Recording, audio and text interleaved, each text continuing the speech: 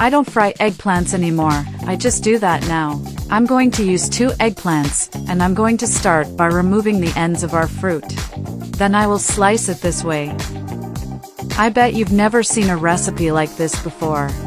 That done, I'm going to set it aside. In a bowl, I will add 50 milliliters of olive oil, followed by a teaspoon of salt and a teaspoon of oregano. I'm going to mix it well, and now for the next step. In an oven tray, I'm going to add some olive oil. With a brush, I am going to spread the olive oil all over the container.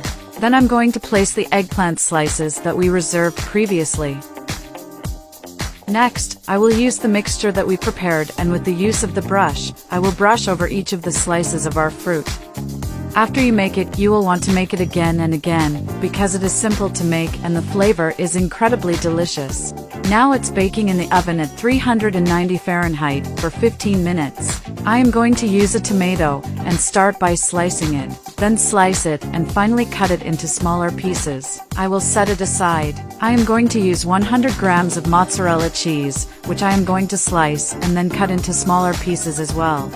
Once this is done, I will pour the cheese into a bowl, followed by the tomatoes that we cut. I will add a teaspoon of chili pepper, and add 2 tablespoons of breadcrumbs. I will mix everything together, incorporating the pepper and flour into the other ingredients. Make it and try it. I guarantee that the flavor will surprise you. That done, let's go to the next step of our recipe. After the eggplant is in the oven, I will add the mixture we prepared on top of the eggplants.